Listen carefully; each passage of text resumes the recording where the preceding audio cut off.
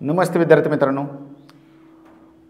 Police भरतीमध्ये माजी सैनिकांचे जे पाल्य आहेत त्यांना आरक्षण असतं का नाही या संदर्भात आज मी तुमच्याशी संवाद साधणार आहे। बऱ्याच विद्यार्थ्यांच्या या संदर्भात फोन आला होता। आता मुंबई पोलीस भरतीचा निकाल लागलेला आहे नुकताच आणि या मुंबई पोलीस भरतीच्या निकालामध्ये बऱ्याच ठिकाणी माजी सैनिकाबरोबर डिपेंडंट म्हणजे माजी सैनिक डिपेंडंट यांचे सिलेक्शन झालेलं आहे। आणि मग ज्यावेळेस कागदपत्र तपासणी सुरू झाली त्यावेळेस मग ते विद्यार्थ्यांना त्या कागदपत्रांत काही विद्यार्थ्यांना बाहेर काढण्यात आलं, त्यांच्याकडे प्रॉपर कागदपत्र नव्हती। म्हणजे नक्की कशी कागदपत्र आवश्यक आहेत आणि कसं आरक्षण असतं माजी सैनिकाच्या पाल्यांना त्या संदर्भात आज मी तुमच्याशी संवाद साधणार आहे। महाराष्ट्रातल्या बऱ्याच जिल्ह्यांमध्ये आता 2024ची पोलीस भरती प्रक्रिया पार पडली आणि या पोलीस भरती प्रक्रियेमध्ये माजी सैनिकांबरोबर डिपेंडंट यांचंही सिलेक्शन झालेलं आहे। 2023 आणि 24ला जी भरती प्रक्रिया पार पडली त्यामध्ये जास्तीत जास्त डिपेंडंट माजी सैनिकाबरोबर सिलेक्ट झालेले तुम्हाला दिसत आहेत। पण 2006, 7, 8, 9, 10 पासून ज्या पोलीस भरती प्रक्रिया पार पडत होत्या त्यावेळेस डिपेंडंटचं कधीही सिलेक्शन झालेलं नव्हतं, कारण माजी सैनिकांच्या पाल्यांना आजपर्यंत माहीतच नव्हतं की आपल्याला पोलीस भरतीत आरक्षण असतं। त्यामुळे मी गेले 18 वर्षाची पोलीस भरती बारकाईने पाहतोय। गेले 10-15 वर्ष झालं माजी सैनिकांच्या कोणत्याही पाल्यांनी पोलीस भरतीला फॉर्म भरलेलं मी कधीही पाहिलेलं नाही, कारण त्यांना ते आरक्षण असतं हेच माहीत नव्हतं। आणि अलीकडच्या काळात मी त्या संदर्भात एक व्हिडिओ बनवला होता 1-2-3 वर्षापूर्वी, कदाचित तुम्ही पाहिला असेल यूट्यूबला, माजी सैनिकाच्या पाल्यांना आरक्षण असतं त्या संदर्भात।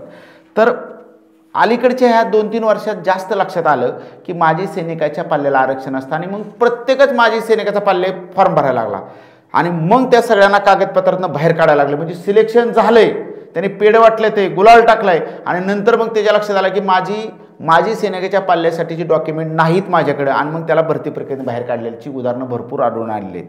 ह्याचं कारण असं आहे की कोणत्या माजी सैनिकाच्या पाल्याला आरक्षण असतं हेच विद्यार्थ्यांना अजून नीट माहीत नसल्यामुळं बऱ्याच वेळा ते विद्यार्थी फॉर्म भरतात आणि मेरिट निश्चित कमी लागतं, कारण माजी सैनिकांचं महाराष्ट्रातल्या कितीतरी जिल्ह्यांचं मेरिट मी तुम्हाला डिटेल पुढे बोलणारच आहे, 100पेक्षा कमी लागलं होतं आणि त्यामुळे मेरिट कमी लागतं, सहज सिलेक्शन होऊन जातं आणि चांगला मार्ग विद्यार्थ्यांना लक्षात आलेला। पण तसं नाही, मुळात तशा पद्धतीचं आरक्षण माजी सैनिकाच्या पाल्याला दिलेलं नाही। मग कशा पद्धतीने दिलं आरक्षण आता त्या संदर्भातच मी तुमचे संवाद साधणार आहे। याचबरोबर तुम्हाला जरी अजून काही कमेंट करता आलं की बाबा सर असं का अजून आरक्षणाच्या बाबतीत माजी सैनिकाच्या आरक्षणाबाबतीतचं सगळं GR मी बारकाईने यापूर्वी खूप पाहिलेलं आहे आणि त्या संदर्भात आता मी बोलणार तुमच्याशी। पण तुम्हाला जरी काय कमेंट करायचं असेल, तुम्हाला जरी काय वाटत असेल तर तुम्ही त्याच्यात कमेंट करू शकता, मी त्या कमेंटचंही निश्चित उत्तर देईल। आता पहिल्यांदा माजी सैनिकाच्या आरक्षणाबाबत बोलू आपण की माजी सैनिकांना वर्ग 3 आणि वर्ग 4 साठी शासनाने 15% आरक्षण दिलेलं आहे। बघा, माजी सैनिकांना सरकारी सेवेत जर यायचं असेल, पोलीस सेवेमध्ये किंवा कुठल्याही सेवेमध्ये वर्ग 3 आणि वर्ग 4च्या कोणत्याही पदासाठी शासकीय सेवेत जर त्यांना फॉर्म भरायचा असेल तर वर्ग 3 आणि वर्ग 4 साठी त्यांना 15% आरक्षण आहे। स्पेशली माजी सैनिक हे पोलीस भरतीसाठीच फॉर्म भरतात आणि त्यांना खूप चांगली संधी आहे, कारण सैन्यात सेवा करून आल्यानंतर पुन्हा एक पोलीसची चांगली नोकरी उपलब्ध होती। पण त्याचबरोबर पोलीस भरतीत माजी सैनिकाला जसं आरक्षण आहे तसं माजी सैनिकाच्या पाल्यांना सुद्धा आरक्षण आहे। पण पाल्य म्हणजे फक्त मुलगाच नाही, मुलगा असेल, मुलगी असेल किंवा पत्नी असेल त्यांनाही आरक्षण भेटू शकतं, फक्त कुटुंबातल्या एका व्यक्तीला आरक्षण भेटतं। पण ते आरक्षण कसं भेटतं त्या संदर्भातलं एक GR आहे आणि ते GR संदर्भ पाहणार आहे। म्हणजे माजी सैनिकांच्या पाल्याच्या आरक्षणाबाबत 1972-73ला एक GR निघाला, 1983ला एक GR निघाला, सप्टेंबर 1983 आणि त्यानंतर एप्रिल 1988ला एक GR निघाला आणि या सर्व GR नुसार एकच गोष्ट त्यांनी सांगितलेलं आहे की माजी सैनिकाच्या पाल्याला जे आरक्षण आहे ते असं आरक्षण आहे की युद्धात किंवा युद्ध सुरू असताना किंवा युद्ध सुरू नसताना सैन्य काळात जर एखाद्याला मृत्यू आला किंवा गंभीर स्वरूपाचं अपंगत्व आलं तर आणि तरच माजी सैनिकाच्या पाल्याला आरक्षण असतं, बाकी सर्व माजी सैनिकाच्या पाल्याला आरक्षण नसतं। म्हणजे युद्ध काळात किंवा युद्ध नसताना म्हणजे सैनिकी सेवेत असताना जर सैनिकांना त्या मृत्यू आला किंवा गंभीर अपंगत्व आलं आणि जर असं अपंगत्व आलं तर मग त्या माजी सैनिकाच्या पत्नीला किंवा माजी सैनिकाच्या मुलांना ह्या आरक्षणाचा लाभ घेता येतो। त्यामुळे निश्चितपणे मला असं वाटतं की हे खूप चांगलं आरक्षण आहे, पण त्या आरक्षणाचं मूळ कागदपत्र विद्यार्थ्याला माहीत नसतात। म्हणजे ते विद्यार्थी सगळ्याच माजी सैनिकाच्या पाल्याला थोडक्यात आरक्षण नाही, तर युद्धात मृत्यू झालेल्या किंवा अपंगत्व आलेल्या माजी सैनिकाच्या पाल्यालाच फक्त हे आरक्षण भेटतं, ही बाब पहिल्यांदा लक्षात घ्या. आणि त्यानुसार इथून पुढं फॉर्म भरताना ह्या गोष्टीचा ह्या बाबीचा विचार करूनच फॉर्म भरा, तुम्हाला तर त्याचा निश्चितपणे फायदा होणार आहे. कारण माजी सैनिकांचं मेरिट, मी जर आत्ता पोलीस भरती 2023ची पाहिली, 2024ची पोलीस भरती पाहिली, तर अलीकडच्या 2024च्या पोलीस भरतीचं एक मी उदाहरण देतो की नागपूर ग्रामीणसारखा जिल्हा असेल, वर्ध्यासारखा जिल्हा असेल, यवतमाळसारखा जिल्हा असेल, नाशिक ग्रामीणसारखा जिल्हा असेल, मीरा भाईंदरसारखा जिल्हा असेल, कोल्हापूरसारखा जिल्हा असेल की ज्याचं मेरिट 100पेक्षा कमी लागलं होतं. म्हणजे असं काय जिल्हा इथं माजी सैनिकांचं किंवा माजी सैनिकांवर जे आपण अवलंबून आहेत डिपेंडंट, त्यांचं मेरिट हे 100पेक्षा कमी लागलं होतं. आणि अगदी अजूनही काही जिल्हे, समजा पुणे ग्रामीण असेल, पिंपरी चिंचवड असेल, ह्यांचं सुद्धा मेरिट काही जास्त नव्हतं, 110च्या आसपास. रायगड असेल, नवी मुंबई असेल, यांचं मेरिटसुद्धा 110च्या आतच राहिलं होतं. त्यामुळे माजी सैनिकांना पोलीस दलात जाण्याची खूप चांगली संधी आहे. आणि माजी सैनिकांबरोबरच माजी सैनिकाच्या पाल्याला सुद्धा पोलीस दलात जाण्याची संधी आहे.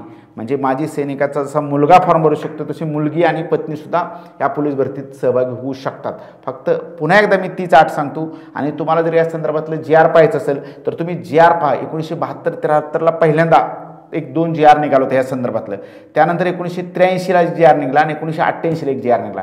आणि या GRमध्ये स्पष्ट लिहिलं आहे की युद्धाच्या काळात मृत्यू पावलेल्या किंवा युद्ध नसताना, युद्ध असताना पण सैनिकी कालावधीमध्ये जर एखाद्या व्यक्तीला मृत्यू आला किंवा अपंगत्व आलं तर त्याच्या पाल्यांना हे आरक्षण भेटणार आहे. त्यामुळे निश्चितपणे विद्यार्थ्यांनी इथून पुढे फॉर्म भरताना आता जी 2025ची भरती प्रक्रिया शासनाने जाहीर केलेली आहे आणि खूप मोठी भरती प्रक्रिया होणार आहे, तर या भरती प्रक्रियेमध्ये फॉर्म भरताना विद्यार्थ्यांनी या बाबीचा विचार करून निश्चितपणे फॉर्म भरावा. आणि जर काय अडचण आली या संदर्भात तर निश्चितपणे तुम्ही संपर्क करू शकता सह्याद्री अकॅडमीला. आपला नंबर आहे 9767 476 किंवा 9767 974. या नंबरला जर तुम्हाला काही शंका वाटत असेल तुम्ही कॉल करू शकता, निश्चित जाणून घेऊ शकता ह्या प्रक्रिया. याच निमित्ताने अजून एक बाब मी सांगणार आहे की माजी सैनिकांचं मेरिट कमी लागतं आणि या संदर्भात माजी सैनिकांना घरी बसून सुद्धा पोलीस भरती तयारी करता येऊ शकतं. जर तुम्ही सह्याद्री अकॅडमीत आला तर निश्चित तुम्हाला फायदा होईल. अकॅडमीचा खूप मोठा कॅम्पस आहे, पण घरी बसून सह्याद्री अकॅडमीचं एक ॲप आहे माजी सैनिकांनी सगळ्यांसाठीच ते ॲप उपयोग आहे. तुम्ही जर प्ले स्टोअरवर गेला आणि सह्याद्री करिअर अकॅडमी बारामती नावाचं एक ॲप ओपन केलं तर तुम्ही मोबाईलवर सर्व लेक्चर, मराठी, गणित, बुद्धिमापन याचे लेक्चर पाहू शकता. मी स्वतः मराठी ग्रामर घेतलेलं आहे. लाईव्ह लेक्चर आहेत, अधिक ते रेकॉर्डिंग आहेत. तुम्ही किती वेळा ते लेक्चर पाहू शकता आणि लेक्चरच्या माध्यमातून तुमचा स्कोर 90पेक्षा जास्त येऊ शकतो. सगळ्या विषयाची अतिशय सविस्तर लेक्चर आहेत, टॉपिक टेस्ट आहेत, सगळी तयारी आहे. तुम्ही त्या संदर्भात काय अडचण आली तरी फोनवर निश्चितपणे संपर्क साधू शकता. धन्यवाद.